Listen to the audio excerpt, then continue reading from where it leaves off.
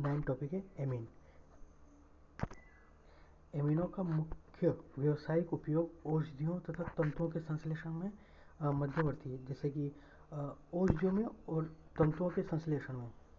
इसमें किसी भी केमिकल के मॉडिफिकेशन या किसी विषैले केमिकल को डीनेचर करने रिएक्शन के द्वारा उसे डीनेचराइज किया जा सकता है।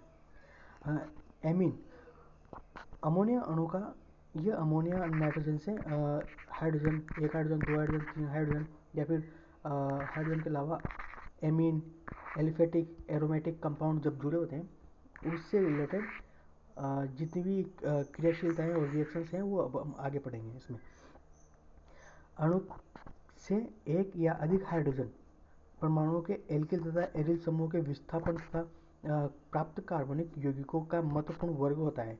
ठीक है। प्रोटीन तथा विटामिन एल्केलाइडों का हार्मोन में पाए जाते हैं, एल्केलाइडों तथा हार्मोन में पाए जाते हैं।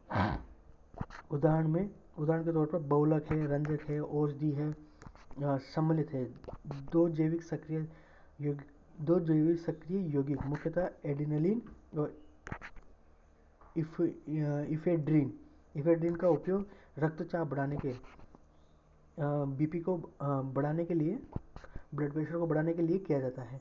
एड्रेनलिन, जो कि एड्रेनलिन हार्मोन, इसको हम बायो में काफ़ी अच्छे तरीके से पढ़ते हैं। दोनों में ही द्वितीयक एमिनो का समूह होता है तथा संश्लेषित यौगिक नोवोकेन का उपयोग दंत चिकित्सा डेंटल में निश्चेतक के रूप में किया जाता है, सेडेटिव्स, लोकल एनेस्थीसिया के रूप में। प्रसिद्ध प्रतिहिस्टैमिक बेनेड्रिल का द्वितीयक एमिनो के समूह में उपस्थित तथा चतुष अमोनियम लवणों के प्रयोग पृष्ठ सक्रियता के रूप में किया जाता है तथा डायजोनियम लवण के रंजकों के सहित विभिन्न एरोमेटिक यौगिकों के मध्यवर्ती के रूप में एकक में डायजोनियम लवणों के विषय में विस्तृत जानकारी से। ठीक है, आगे पढ़ेंगे। एमीन क्या होते हैं? CH3NH2, C6H5NH2, CH3NH, इसमें एक हाइड्रोजन है, इसमें दो हाइड्रोजन है, इसमें एक भी नहीं है, तृतीयक है, 3 डिग्री है, 3 डायमेंशनल। अमोनिया की भांति एमीन का नाइट्रोजन परमाणु त्रिसंयोजी इस प्रकार sp3 संकरित होते हैं तथा इसके अलावा इसमें एक लोन पेयर भी होते हैं जो कि नाइट्रोजन के sp3 संकरण के प्रत्येक एमीन के संगठन के हाइड्रोजन के तथा कार्बन कक्षकों के अतिव्यापन से बनते हैं। ठीक है। सभी नाइट्रोजन के चौथे कक्षक में असंभाजित इलेक्ट्रॉन युगल होते हैं तथा असंभाजित इलेक्ट्रॉन युगल। इसकी स्ट्रक्चर कैसी होती है? ये लोन पेयर है। लोन पेयर से जो नाइट्रोजन है CH3 109 का होना चाहिए। करीब करीब ये इसके हाइड्रोजन बॉन्ड के रिपल्शन की वजह से ये थोड़ा सा और छोटा हो जाता है, 108 डिग्री का हो जाता है, और लोन पेयर का रिपल्शन की वजह से 108 डिग्री का होता है। वर्गीकरण में ये निम्न प्रकार के होते हैं। इसमें NH3 NH2 ये 1 डिग्री होता है, ये डबल एल्किल ग्रुप 2 डिग्री, तीनों तरफ alkyl group 3 degree. Alkyl group की जगह ये एरोमेटिक और एलिफेटिक सब तरह के कंपाउंड जुड़ सकते हैं। एरोमेटिक कंपाउंड में जो नाइट्रोजन के लोन पेयर है वह अनुनाद में अवस्था में होंगे, तो जो कि अधिक स्थायित्व प्रदान करेंगे। इसके नामकरण में ये मेथिल एमीन, ठीक है, द्वितीय तृतीय, ठीक है, एग्जाम्पल से समझ में आ जाएगा। CH3 और इसके डाई लिखा जाता है NH2 CH2 CH2 NH2। इसके काउंटिंग में एथेन 1 2 डाईएमीन काउंटिंग, पहले काउंटिंग की जाती है 1 और 1 2 डाईएमीन। इसके अलावा जब CH3NH CH2 जो छोटा कंपाउंड है मेथिल, उसको N मेथिल लिखा जाएगा। N मतलब कि N नाइट्रोजनस कंपाउंड, उसके साथ जुड़ा हुआ छोटा कंपाउंड मेथिल और मेथ एथेन नाम माइन। एमीन तो लगेगा। ठीक, और एग्जांपल देखो, एथेनमीन, ये CH3 CH2 NH2 meth ethane amine. ठीक है। N propyl amine, N propyl meth prop, जो एन मतलब carbonyl compound long structure chain में बिना किसी रुकावट के कार्बनिक कंपाउंड है, एंड प्रोपाइल तक, और एमीन तो है ही। इसके अलावा आइसो कंपाउंड, मतलब कि 2 कंपाउंड में कार्बन है जो कि प्रोपाइल एमीन है, ठीक है। इसका आईपीएसी नाम जो है प्रोपेन 2 एमीन।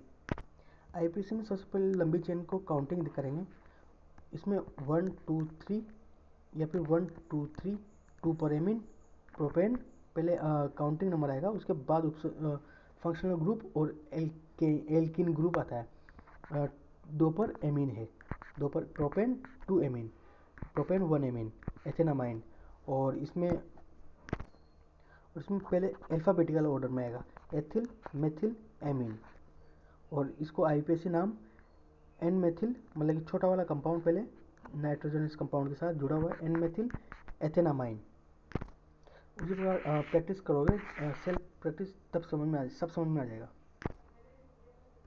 एमिनो का विरचन विधियाँ, नाइट्रोजन का अपचयन, ये नाइट्रोजनस कंपाउंड है, H2PD के साथ अभिक्रिया करवाने पर एरोमेटिक को रिडक्शन अपेक्षाकृत कम करेगा, क्योंकि NO2 के साथ H2 पैलेडियम के साथ जुड़ के NH2 में कन्वर्ट कर देगा, NO2 का रिडक्शन करके NH2 में रिडक्शन कर देगा। HCl Fe+ HCl, alkyl halide के साथ एमोनिया अपघटन, एल्किल हैलाइड के साथ अपघटन, यह प्रतिस्थापन अभिक्रिया करेगा, ये इसके लोन पेयर के साथ रिएक्ट करके NH3+ और X- में कन्वर्ट कर देगा, ये प्रतिस्थापन अमोनिकरण है। इसमें RNH2 का RX HX माइनस निकल जाएगा, मतलब HX निकल जाएगा, और NH2 के साथ R2 NH कन्वर्ट हो जाएगा। RX के साथ फिर करवाने पर ये 3 डिग्री में कन्वर्ट हो जाएगा, 1 डिग्री से 2 डिग्री 3 डिग्री, और फिर से RX के साथ करवाएंगे तो R4 N चतुस्थ अमोनियम लवण N+ और X- अभिक्रियाशील रहेगा। RNH3X+, इस इन अभिक्रिया को पिछले जो देखा उसको अभिक्रिया को NaOH के साथ बेसिक मीडियम में करवाने पर H2O NaX और RNH2 एल्किल एमाइड बनेगा। नाइट्राइलो का अपचयन, ये कार्बन और नाइट्रोजन H2PD और H2 निकल, सोडियम मरकरी और C2H5OH के साथ अभिक्रिया करवाने पर CH2 NH2 में कन्वर्ट कर देगा, अर्थात पूर्णतः अपचयन कर देगा CH2 NH2 में। एमाइडो का अपचयन, कार्बन डबल बॉन्ड को LiLH4 H2 और H2 ऑफ H2O H2 का RCH को इसका पूर्णतः अपचयन कर देगा, CO का और NH2 का। गैब्रियल थैलेमाइड संश्लेषण, एक KOH के साथ अभी क्रिया करवाने पर यहाँ से H+ निकलेगा जो कि H2 निकाल देगा, और यहाँ आयन बनाएगा K+ के साथ, K+N-, और इसका RX के साथ अभी क्रिया करके एल्किल ग्रुप का नाइट्रोजन के साथ बॉन्ड बनाएगा, अथवा KX बाहर निकल जाएगा। फर्दर इस रिएक्शन को अगर NaOH के साथ करवाते हैं, तो NaOH कार्बन डबल बॉन्ड हो और यहाँ पर अटैक करेगा, जिस वजह से इलेक्ट्रॉन ऊपर जाएगा, और वापस जब बॉन्ड फॉर्मेशन करेगा तब यह नाइट्रोजनस बॉन्ड को, इस बॉन्ड को तोड़ देगा, और ये O-Na+ आयन के फॉर्म में कन्वर्ट कर देगा, और RNH2 इसको बाहर निकाल देगा 1 डिग्री एमएन को। हाफमैन ब्रोमाइड रिएक्शन, निम्नीकरण अभिक्रिया, ये Br2 NaOH के साथ अभिक्रिया करवाने पर RNH2 में कन्वर्ट कर देगा, Na2CO3 और NaBr और H2 में। भौतिक गुणधर्म, निम्नतः एलिफेटिक एमीन मत्स्य गंध वाली गैस है, ठीक है। 3 अथवा अधिक कार्बन वाले परमाणु प्राथमिक एमीन द्रव, इससे उच्चतर एमीन ठोस होते हैं, ठीक है। एनिलीन तथा अन्य एरिल एमीन प्राय रंगहीन होते हैं, परंतु भंडारण के दौरान वातावरण में ऑक्सीजन होने से रंगीन हो जाते हैं, मीन्स कलरफुल हो जाते हैं ऑक्सीजन से रिएक्ट करके।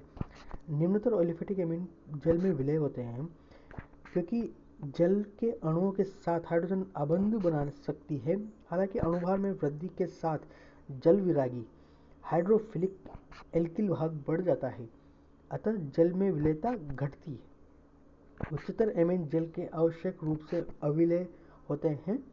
एमीन की नाइट्रोजन तथा अल्कोहल की ऑक्सीजन की विद्युत ऋणता क्रमशः 3 और 3.5 3.5 मानने पर आप एमिनो तथा एल्कोहलों की जल में विलेयता की पैटर्न की प्रायोगिक कर सकते हैं।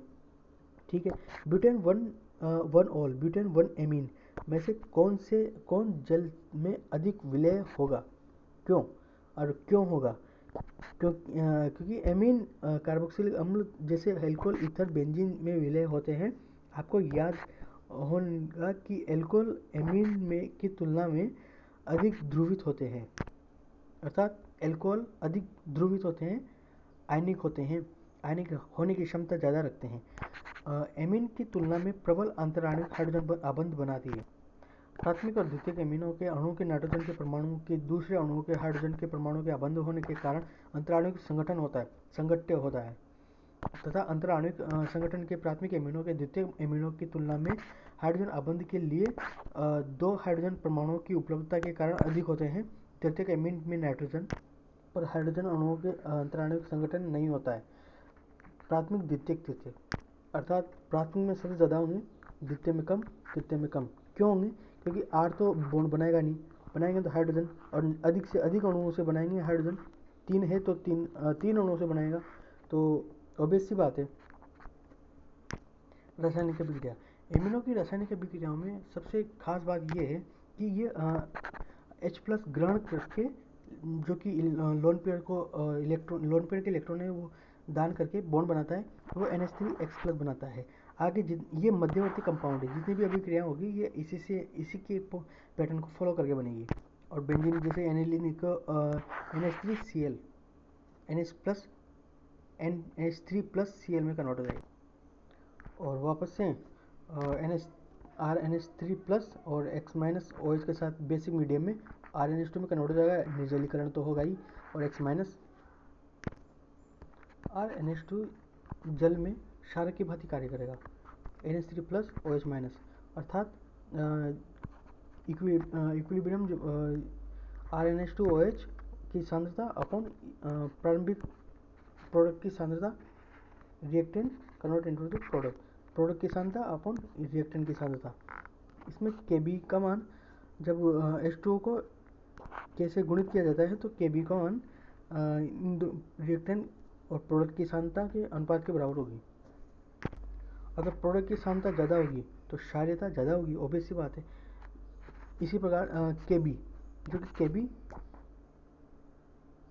प्रोडक्ट अपॉन रिएक्टेंट, Kb का मान जितना अधिक होगा, या फिर इसे दूसरे तरीके से भी कह सकते हैं कि Pkb का मान जितना कम होगा, ये दोनों एक दूसरे के लोगरिथम होते हैं, और क्षारक उतना ही प्रबल होगा, मतलब कि अधिक क्षारक होगा, मतलब कि रिएक्टेंट की मात्रा जितनी, सांद्रता जितनी ज़्यादा होगी और अपेक्षाकृत रिएक्टेंट के, तो वो क्षारीयता ज़्यादा प्रदर्शित करेगा OH की वजह से। और Pkb का मान जस्ट उल्टा है, सॉरी Pka का मान प्रतिस्थापियों में +I- ये इंडक्टिव इफेक्ट काफ़ी प्रभावी होगा। अगर इंडक्टिव +I, जैसे कि एल्केन में, इसमें एल्किल ग्रुप है वो +I शो करेगा, जो इलेक्ट्रॉन की घनत्व इसमें ज़्यादा होगा इसकी तुलना में, तो H+ की जुड़ने की क्षमता इसमें ज़्यादा होगी, 3 डिग्री में ज़्यादा होगी, 2 डिग्री में 1 डिग्री में बहुत ही कम होगी H+ जुड़ने की क्षमता इसके सापेक्ष। और इसके अलावा जो नाइट्रोजन के लोन पेयर है वो अनुनाद में भी शामिल होंगे, वो स्थायित्व को प्रभावित करेंगे, अनुनाद को प्रभावित करेंगे। इस +I, ठीक है, ये आगे भी यही दिया हुआ है। जल में हाइड्रोजन आबंध के विलायक के स्थायित्व का क्रम, ठीक है, ये भी स्थायित्व 3 डिग्री 2 डिग्री 1 डिग्री, इनका स्थायित्व का क्रम, ये सबसे ज़्यादा अस्थायी, इनके स्थायित्व क्रम कुछ इस तरह से होगा। इसमें क्षारीयता का क्रम कुछ इस प्रकार से होगा। इसमें 3 डिग्री में सबसे ज़्यादा इलेक्ट्रॉन अवेलेबल होंगे NH के पास, इस वजह से ये इलेक्ट्रॉन डोनर होगा और क्षारीयता भी अधिक प्रदर्शित करेगा। इंडक्टिव इफेक्ट के अलावा इनके आकार पर भी काफ़ी महत्वता दी जाती है। जो पिछले हमने पढ़ा, नाइट्रोजन और H2O में विलेयता 1 डिग्री में ज़्यादा होगी, स्थायित्व ज़्यादा होगा, 2 डिग्री का कम 3 डिग्री का और कम होगा। क्यों? क्योंकि रिपल्शन की वजह से। इसी कारण इनमें भी, अतः इनमें क्षारकता का क्रम जो कि 2 डिग्री में सबसे ज़्यादा होगा, उससे कम 3 डिग्री, उससे कम 1 डिग्री और उससे कम NH3। और CH3 मिथाइल ग्रुप की वजह से 2 डिग्री में सबसे ज़्यादा होगा, 1 डिग्री में उससे कम, 3 डिग्री में सबसे कम और NH3 सबसे कम। एनिलियम बनाम अमोनिया, इसमें जो एनिलियम में pKa का मान काफ़ी अधिक होता है। क्यों? क्योंकि इसके जो लोन पेयर है वो बेंजीन रिंग से सीधे अनुनाद में होते हैं। ये पूरी बेंजीन रिंग में सब्स्टिट्यूट होते हैं, अतः स्थायित्व अधिक होता है इसका। हम जानते हैं कि जितनी अधिक अनुनादी अवस्था होगी उतना ही अधिक स्थायित्व होगा।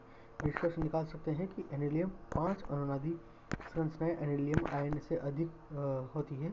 एनिलियन अथवा अन्य एरोमेटिक और प्रोटॉन सहायकर्ता क्षारक गुण कम होता है।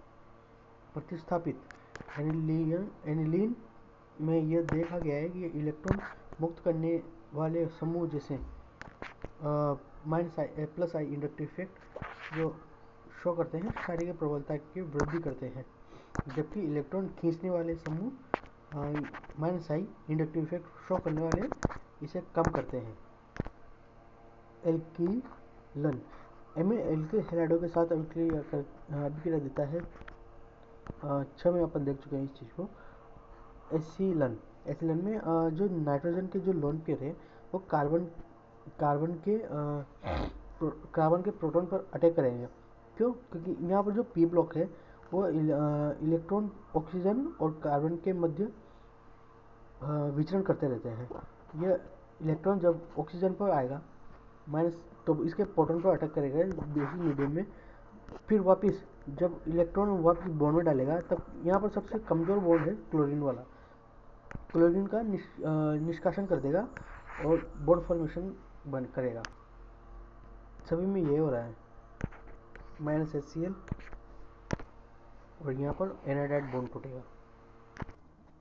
कार्बोनिल अभिक्रिया, इसमें क्या होगा कि NH2 CaCl3 के साथ जब बाउंड होगा -H2O और KCl बेसिक मीडियम में KCl बन के निकलेगा तो आइसोसाइनाइड ग्रुप का फॉर्मेशन होगा। इसी प्रकार जब नाइट्राइल के साथ अभिक्रिया होगी इसे हम NaO2HCl तथा HNO2 के साथ अभिक्रिया करवाने पर नाइट्रोजन गैस बाहर निकलेगी और -H2 तो निकलेगा ही निकलेगा और एल्कोहल बनेगा, एल्किल एल्कोहल, नाइट्रोजन गैस और HCl। और एरोमेटिक कंपाउंड में जब NaO2HCl का और 273 से 278 केल्विन तापमान पर यह नाइट्रोजन गैस का फॉर्मेशन करेगी और NaCl और ट्राइजोफॉस्फेट का निर्जलीकरण होगा। और एरिल सल्फोनीकरण क्लोराइड, जब सल्फोनीकरण के साथ ह्यूसबर्ग अभिक्रिया बोलेंगे इसे सल्फोनीकरण के साथ करवाएंगे तो हाइड्रोजन -HCl बाहर निकलेगा। ये इसके जो लोन पेयर है पहले सल्फर पर अटैक करेंगे, इलेक्ट्रॉन यहाँ आएगा, वापस से जब रिंग में डालेगा तो इस क्लोरीन और HCl बाहर निकलेंगे, -HCl एक्सक्लूड होंगे। इसमें सेकेंडरी जो एमिन है, सेकेंड एमिन भी इसी तरह से अभिक्रिया करेगा, परंतु तृतीयक एमिन ये अभिक्रिया नहीं करेगा और इलेक्ट्रॉन रागी प्रतिस्थापन इसमें Br2 ऑर्थो और पैरा पोजीशन पर अटैक करेगा। ये इलेक्ट्रॉन रागी प्रतिस्थापन होता है और यह pyridine जो कंपाउंड है ये मेटा पोजीशन पर ज़्यादा अच्छे से अटैक कर पाएगा। Br की क्वांटिटी अगर पैरा पर अटैक करवाना है ऑर्थो पर न करवा कर, क्योंकि यहाँ रिपल्शन की वजह से ये Br यहाँ पर अटैक नहीं करेगा, यहाँ पर पैरा पोजीशन पर ही अटैक करेगा। इससे पहले CH3CO होल ट्वाइस ईथर से अभिक्रिया करके -H2O यहाँ से निकलेगा और बाद में OH के साथ अभिक्रिया करवा के इसे ईथर ग्रुप को वापस निकाल लिया जाएगा जिससे NH2 बनेगा। एमीन पैरा ब्रोमो एमीन का फॉर्मेशन होगा। नाइट्रोजन का जो लोन पेयर है वो कार्बन डबल बॉन्ड वो ऑक्सीजन के लोन पेयर के साथ ये अनुनाद शो करेगा। इसमें इनके लूप में इलेक्ट्रॉनों का विचरण होता रहेगा, इलेक्ट्रॉन घनत्व इससे ज़्यादा होगा। इसमें नाइट्रीकरण में HNO3 H2SO4 288 केल्विन पर, पेरा पर, मेटा पर और ऑर्थो पर, तीनों पर टेकेगा। पर यह हाईली रिपल्शन और इलेक्ट्रॉन खींचने की प्रवृत्ति माइनस आई इंडक्टिव इफेक्ट के कारण ये बहुत ही कम क्वांटिटी बनेगा। और मेटा पर 47% और पेरा पर 51%, सबसे ज़्यादा पेरा पोजिशन पर ज़्यादा स्थायित्व प्रदान करेगा। NO2 का पेरा, ये इसमें तीनों प्रोडक्ट प्राप्त होंगे। अगर हम ईथर के साथ अभिक्रिया करवाते हैं तब यह सिर्फ और सिर्फ पेरा पर ही अटैक करेगा। ओनली मेजर प्रोडक्ट पेरा ही बनेगा। क्यों? क्योंकि जब यहाँ इसके रिपल्शन की वजह से यहाँ ईथर की जगह हम H2SO4 सल्फोनेशन में H2SO4 भी ले सकते हैं, जिससे भी ये पेरा पर ही अटैक करेंगे। इसे फ्रीडल का अभिक्रिया कहते हैं। डायजोटाइजेशन, इसमें नाइट्रोजन डबल बॉन्ड नाइट्रोजन और ट्रिपल बॉन्ड नाइट्रोजन होता है, जो कि इसके इलेक्ट्रॉन है ये डायरेक्ट रिंग में रोटेशन में होंगे। इसमें धनायन ऑर्थो और पेरा कंडीशन पर रहेगा। डायजोटाइजेशन लवण सामान्यतः RN2X होता है। यहाँ R एरिल समूह है, X है Cl Br HSO4 BF4 आदि में से कोई भी हो सकता है। इसका नामकरण करने के लिए हाइड्रोकार्बन के नाम में डायजोटाइजेशन अनुलग्न लगाने के पश्चात ऋणायन का नाम जैसे क्लोराइड, हाइड्रोजन सल्फेट आदि लिखते हैं। N2 समूह के डायजोटाइजेशन समूह कहलाते हैं। N2 समूह डायजोटाइजेशन N2+। उदाहरण के लिए C6H5 N2+ Cl- को बेंजोएजोटाइनाइन नियम, chloride C6H5 N2+ SO4 HSO4- को बेंजीन डायजोटाइजेशन हाइड्रोसल्फेट कहते हैं। एलिफेटिक प्राथमिक एमीन अति अस्थायी एल्किल डायजोटाइनियम लवण कहलाती है तथा एरोमेटिक में एजाइडोटाइनियम लवण बनाती है, जो विलयन में निम्न ताप 273 से 278 अल्प समय के लिए स्थायी होती है। आयन के स्थायित्व के अनुनाद के आधार पर समझा जा सकता है। ठीक है। विरचन की विधियों में NaN2HCl के साथ अभिक्रिया करने पर नाइट्रोजन गैस बनेगी और Cl- जो कि NaCl + H2O का निष्कासन होगा। भौतिक गुण, बेंजोएजोडाइज़ोनियम क्लोराइड एक रंगहीन क्रिस्टल होता है। यह जल में विलय होता है, इतर ठंडे में स्थायी होता है, किंतु गर्म करने पर जल में अभिक्रिया करता है। यह ठोस अवस्था में आसानी से विघटित हो जाता है। बेंजीन डायज़ोनियम फ्लोरोबोरेट जल में अविलय तथा कम ताप पर स्थायी होता है। रासायनिक अभिक्रियाएं, नाइट्रोजन प्रतिस्थापन, डायज़ोनियम काफ़ी अनस्टेबल होता है। ये किसी भी लिविंग ग्रुप जैसे क्लोराइड, ब्रोमाइड, आयोडाइड, CN द्वारा प्रतिस्थापित आसानी से किया जा सकता है। हैलाइडों के साइनाइड द्वारा प्रतिस्थापन, Cu2Cl HCl के एरोमेटिक क्लोराइड और नाइट्रोजन गैस बनेगी। इन सभी में नाइट्रोजन गैस द्वारा प्रतिस्थापन होगा। एरोमेटिक Br एरोमेटिक साइनाइड और aromatic nitrogen gas plus copper HCl aromatic chloride nitrogen copper oxide halide तथा आयोडाइड के साथ दबाने पर नाइट्रोजन गैस बाहर निकलेगी KCl और एरोमेटिक आयोडाइड। फ्लोराइड NO द्वारा प्रतिस्थापन, HBF3 नाइट्रोजन गैस का निष्कासन, BF3 और एरोमेटिक फ्लोराइड हीट प्रोड्यूस कराने पर। हाइड्रोजन का प्रतिस्थापन, ये सिर्फ एरोमेटिक कंपाउंड बनेगा। नाइट्रोजन का प्रतिस्थापन H3PO3 HCl RCH3 CHO, यह इथाइल एल्कोहल का रिडक्शन ऑक्सीडेशन होगा और इसका रिडक्शन, नाइट्रोजन गैस बाहर निकलेगी। और हाइड्रोक्सिल समूह का प्रतिस्थापन, ये एल्कोहल बनाएगा, एरोमेटिक एल्कोहल, और NO2 द्वारा प्रतिस्थापन करने पर एरोमेटिक एल्कोहल और नाइट्रोजन गैस बाहर, NaBF4 सुरक्षित रहता है। युग्मन अभिक्रिया, इसमें दोनों एजो कंपाउंड से नाइट्रोजन एरोमेटिक वलयों को जोड़ने के लिए नाइट्रोजन डबल बॉन्ड नाइट्रोजन अपन के विस्तारित संयुग्मन होता है। इस संयुग्मन होता है, अभी क्रिया आगे देखेंगे।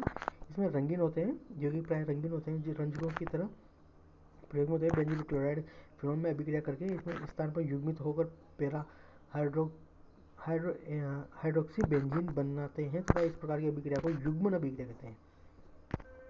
देखो इसमें क्या हो रहा है, जो डायजो कंपाउंड है उसका HCl बाहर निकलेगा और इससे अभिक्रिया करके यह नाइट्रोजन डबल बॉन्ड नाइट्रोजन में कन्वर्ट होगा बेसिक मीडियम में।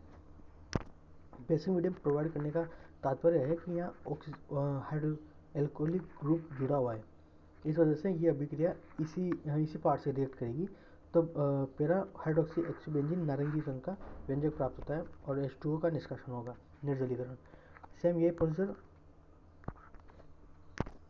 NH2 का जब एसिड मीडियम में करवाते हैं तब भी नाइट्रोजन डबल बॉन्ड नाइट्रोजन का फॉर्मेशन, डबल फॉर्मेशन होगा और क्लोराइड आयन और H2O का निष्कासन होगा।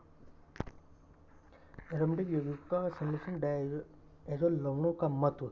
उपरोक्त अभिक्रिया में यह स्पष्ट है कि डायजोनियम लवण बेंजीन वलय fluorine, chlorine, bromine, iodine, CnOH, NO2 आदि समूह के प्रवेश के लिए उत्तम माध्यमिक है।